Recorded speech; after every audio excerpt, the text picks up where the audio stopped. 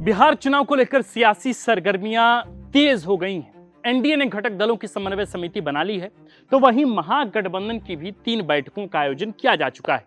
इस बीच राष्ट्रीय पार्टी बनने की महत्वाकांक्षा पाले बैठे झारखंड मुक्ति मोर्चा के लिए बिहार में स्थिति पेंडुलम वाली हो गई।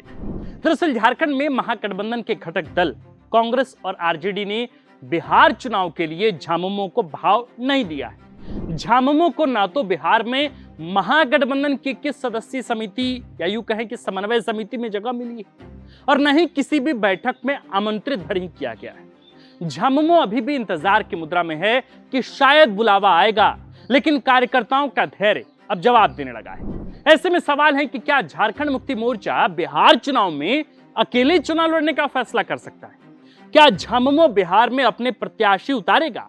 यदि हां, तो वो कौन सी विधानसभा की सीटें होंगी जहां से झामुमो के उम्मीदवार चुनाव लड़ेंगे? क्या झामुमो का बिहार में कोई जनाधार है भी? आज इस वीडियो में हम इन्हीं तमाम सवालों का ढूंढेंगे जवाब और बताएंगे आपको कि आखिर झारखंड के बाद बिहार की सियासत में भी बड़े स्टेक पानी की तैयारी में है क्या झारखंड मुक्ति मोर्चा? क्या झामुमो का बिहार में कोई जनाधार भी है? आज इस वीडियो में हम इन्हीं तमाम सवालों का जवाब तलाशने का प्रयास करेंगे। नमस्कार, हमारा नाम आकाश आनंद है और आप देखना शुरू कर चुके हैं झारखंड बिहार की राजनीतिक घटनाक्रमों का सबसे सटीक, सबसे विस्तृत विश्लेषणात्मक कार्यक्रम, जिसका नाम है सियासी कहानियां। बिहार विधानसभा का कार्यकाल 15 नवंबर 2025 को खत्म हो रहा है। इस दिन झारखंड दिवस भी है। कार्यकाल की समाप्ति के लिहाज से देखें तो बिहार विधानसभा चुनाव में 6 महीने से भी कम का समय बचा है। चुनाव की तैयारियों और रणनीति बनाने के लिए बिहार में एनडीए और महागठबंधन के घटक दल एक्टिव हो चुके हैं, लेकिन महागठबंधन की तरफ से अभी तक झारखंड मुक्ति मोर्चा को न्योता नहीं मिला है। अब तक ऐसे कोई संकेत नहीं मिले हैं जिससे लगे कि महागठबंधन झामुमो को भी बिहार में कुछ सीटों पर चुनाव लड़ने का मौका देना चाहता है।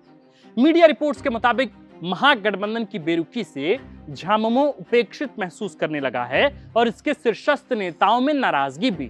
इसी बाबत पार्टी के केंद्रीय महासचिव विनोद पांडे ने स्पष्ट कह दिया है कि यदि महागठबंधन की तरफ से सकारात्मक संकेत नहीं मिले तो हमारा दल अकेले दम पर पूरे बिहार में चुनाव लड़ेगा। सवाल है कि झारखंड मुक्ति मोर्चा बिहार में कितनी और किन सीटों पर चुनाव लड़ना चाहता है। देखिए, झारखंड मुक्ति मोर्चा को विश्वास है कि झारखंड की सीमा से लगते बिहार के कुछ जिलों में स्थित विधानसभा सीटों पर उसकी दावेदारी बनती है। झामुमो का मानना है कि झारखंडी संस्कृति, भाषा और आदिवासी अस्मिता से मिलते जुलते आदिवासी आबादी वाले जिलों में उसे प्रत्याशी उतारने चाहिए। झामुमो ने जमुई, मुंगेर, बांका, कटिहार और पूर्णिया जिलों में स्थित विधानसभा क्षेत्र में प्रत्याशी उतारने की तैयारी की है। झामुमो ने चकाई, झाझा, तारापुर, कटोरिया, बांका, मनिहारी, रुपौली, बनमनखी, जमालपुर और धमदाहा विधानसभा सीटों को चिन्हित किया है। चकाई और झाझा जमुई जिले में है। तारापुर और जमालपुर विधानसभा सीट मुंगेर जिले में। कटोरिया और बांका जो है वो बांका जिले में पड़ता है। वहीं कटिहार जिले में मनिहारी विधानसभा की सीट है। रुपौली, बनमनखी और धमदाहा पूर्णिया जिले में। झामुमो का मानना है कि इन सीटों पर उसका मजबूत जनाधार है। झारखंड मुक्ति मोर्चा का कहना है कि नवंबर 2024 में संपन्न झारखंड विधानसभा चुनाव में आरजेडी और कांग्रेस को उचित सम्मान दिए जाने के बावजूद बिहार में उसे नजरअंदाज किया जा रहा है। विनोद पांडे ने स्पष्ट कहा कि पिछले चुनाव में आरजेडी को सीट शेयरिंग में 6 विधानसभा की सीटें दी गई। चुनाव के बाद मंत्री पद भी दिया गया। 2019 के विधानसभा चुनाव में तो आरजेडी 1 सीट जीत पाई, तब भी कैबिनेट में जगह दी गई। झामुमो भी इसी तर्ज पर बिहार में उचित सम्मान चाहता है। आरजेडी ने सम्मान दिया तो ठीक, वरना झामुमो अकेले चुनाव लड़ेगा। गौरतलब है कि झारखंड अलग राज्य गठन के बाद 25 साल के इतिहास में झामुमो ने बिहार में एक ही विधानसभा चुनाव में हिस्सा लिया। साल 2010 में चकाई सीट पर झामुमो के सुमित कुमार सिंह चुनाव जीते थे। तब झारखंड मुक्ति मोर्चा ने बिहार की 243 में से 41 सीटों पर अपने उम्मीदवार उतारे थे, लेकिन केवल 1 सीट पर चुनाव में जीत हुई थी। हालांकि सियासी जानकार झामुमो के दावे को अलग तरीके से देखते हैं। झारखंड विधानसभा चुनाव में आरजेडी कम से कम 18 सीटों पर अपने उम्मीदवार चाहती थी, लेकिन सीट शेयरिंग में केवल 6 विधानसभा सीटें ही मिल सकी। हालांकि चुनाव परिणाम देखें तो झामुमो का निर्णय गलत नहीं था, लेकिन एक गलती हो गई। दरअसल सीट शेयरिंग के फॉर्मूले पर बातचीत करने के लिए तेजस्वी यादव और सांसद मनोज झा ने कम से कम 6 दिन तक रांची प्रवास किया था। मुख्यमंत्री आवास में तेजस्वी यादव और हेमंत सोरेन के बीच लंबी वार्ता भी हुई थी। तेजस्वी यादव मीटिंग से निकले और अभी रांची छोड़ा भी नहीं था कि झामुमो ने कांग्रेस के साथ संयुक्त प्रेस वार्ता में सीट शेयरिंग की घोषणा कर दी। झामुमो के इस कदम पर आरजेडी नेता तेजस्वी यादव और मनोज झा ने नाखुशी जाहिर की। यहां झामुमो ताकतवर है तो आरजेडी ने मामले को ज्यादा तुल नहीं दिया। चुनाव में उसके 6 में से 4 उम्मीदवार जीते, मतलब कि स्ट्राइक रेट भी शानदार रहा।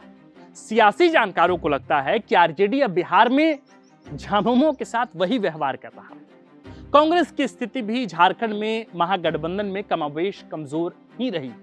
हेमंत सोरेन के पिछले कार्यकाल में तो कांग्रेस कोटे के मंत्रियों ने खुलेआम आरोप लगाया था कि मुख्यमंत्री हेमंत सोरेन सभी कामों का क्रेडिट ले जाते।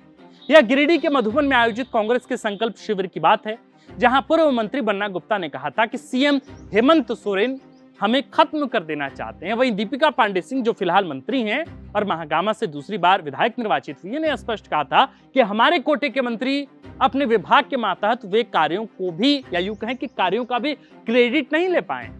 राज्यसभा चुनाव में महुआ माझी की उम्मीदवारी हो या फिर राष्ट्रपति चुनाव में झामुमो का एनडीए उम्मीदवार का समर्थन करना, कांग्रेस को समझौता करना पड़ा है। यही नहीं, जब विधानसभा चुनाव में तत्कालीन कांग्रेस प्रभारी गुलाम अहमद मीर ने 2.5 साल के मुख्यमंत्री पद की बात की थी, तो झामुमो के सुप्रियो भट्टाचार्य ने औकात दिखाने की बात कर दी। सियासी जानकारों को आशंका है कि कहीं इन्हीं वजहों से तो बिहार में झामुमो को कांग्रेस का समर्थन या न्योता नहीं मिल रहा है। झामुमो अभी भी इंतजार कर रहा है, लेकिन ये इंतजार ज्यादा लंबा चलेगा नहीं। झामुमो ने बिहार की कम से कम 15 विधानसभा सीटों पर उम्मीदवार उतारने की तैयारी कर ली। बिहार में एसटी आरक्षित 2 विधानसभा सीटें हैं। क्या महागठबंधन की ओर से झामुमो को इन 2 सीटों का भी ऑफर मिलेगा? अभी कहना जल्दबाजी होगी। देखना दिलचस्प होगा कि झामुमो की बिहार चुनाव में आखिर क्या भूमिका रहती है। बाकी आप झारखंड मुक्ति मोर्चा को वाकई क्या बिहार में चुनाव लड़ते देखना चाहते हैं?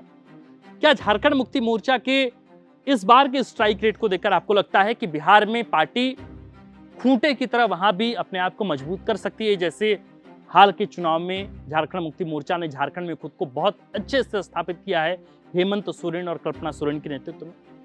क्या लगता है कि राष्ट्रीय पार्टी बनने की होड़ में क्या झारखंड मुक्ति मोर्चा बहुत जल्दबाजी करी है? आपको लगता है कि एक स्ट्रेटेजिकली, ये एक रणनीतिक तौर पर सही फैसला होगा कि झारखंड मुक्ति मोर्चा बिहार में चुनाव लड़े? आप जो भी सोचते हो आप हमें कमेंट पे लिखकर जरूर बता दीजिए। बाकी आप देख रहे थे द फोर्थ पिलर। हमारा नाम आकाश आनंद है, कैमरे के पीछे नीरज, और इस खबर को लिखा है हमारे प्रिय साथी और कंटेंट हेड सुरेश ठाकुर। शुक्रिया।